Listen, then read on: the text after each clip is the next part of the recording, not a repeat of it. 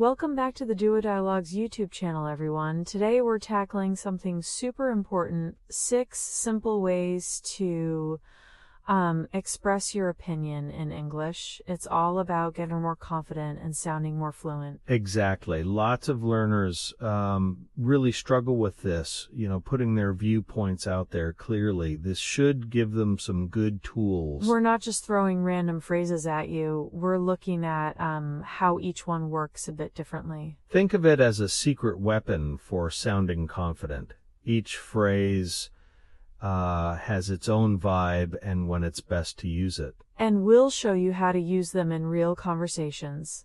Get ready to level up your English chats. Let's start with the oldie but goodie. In my opinion, it's pretty versatile, right? Absolutely. It's the go-to for most situations. Simple, straightforward, and everyone gets it. It's like a comfy pair of jeans, always reliable. Exactly. It's the base we can build on to say things in more interesting ways. Next up, I believe that. This one feels a bit stronger, doesn't it? More conviction. Yeah, it shows you really mean what you're saying. It's more assertive then, in my opinion, for sure. It's like saying, this isn't just a quick thought, I've put some thought into this. It gives your statement more weight, more authority. Then there's, from my perspective, this is good for sharing personal experiences, I think. Right, it connects your opinion to your own life.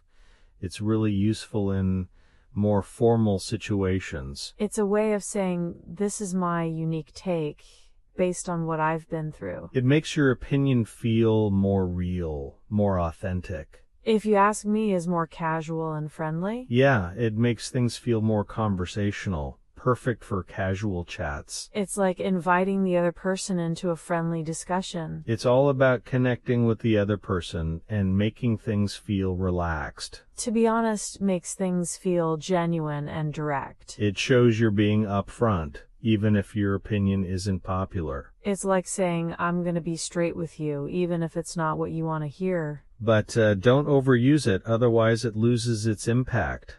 And finally, as far as I'm concerned, really emphasizes that it's your opinion. It's a polite way to state your opinion without being pushy.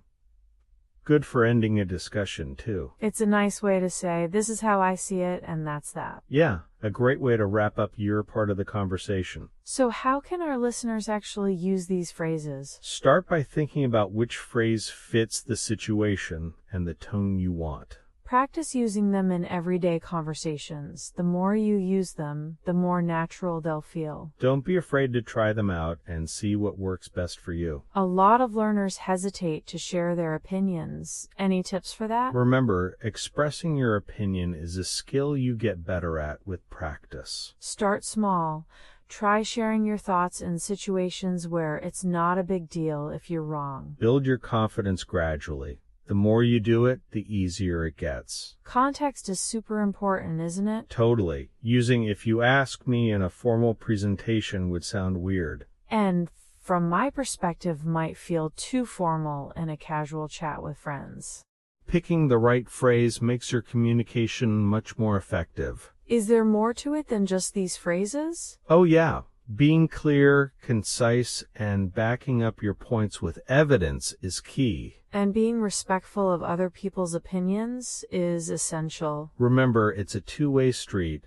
Listen carefully and be respectful. Any final words of wisdom? Don't be afraid to speak up. Your opinion matters. Share your thoughts and learn from others. And remember, practice makes perfect. The more you talk, the more confident you'll become. These 6 phrases are a great starting point for expressing your opinions confidently and effectively. That was a great chat. Thanks for joining us.